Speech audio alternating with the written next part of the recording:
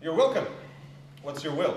Shakespeare's inventive language and numerous character conflicts are rich material for starting a discussion. The Nashville Shakespeare Festival is finding a new use for the bard's talents by employing scenes from his plays to help lawyers explore ethical dilemmas in our own time. Lawyers are required to take 12 hours of continuing legal education every year to keep their license.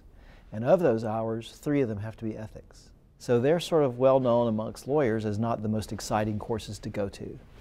So I started thinking, well, what's a way of spicing it up since I teach a lot of those courses? So there are a lot of ethical dilemmas in Shakespeare plays. Shakespeare is so very human. All of the characters are so very human and so tragically flawed that they present really wonderful legal, ethical dilemmas that the lawyers have a lot of fun referring to. Yet show some pity. I show it most of all when I show justice. We'll have a scene today, Measure for Measure, where the Duke is going to enforce the law against fornication by punishing it by death. And this guy's sister comes to plead for his life, and he falls in love with her on the spot and basically says, if you'll sleep with me, I'll spare his life. So coercion by an authority figure against a female in a totally unethical way, and judges have been caught doing that to witnesses, and lawyers, more senior male lawyers, are more typically the ones that would coerce a younger lawyer in a firm. He must die tomorrow. The whole sexual harassment that occurs in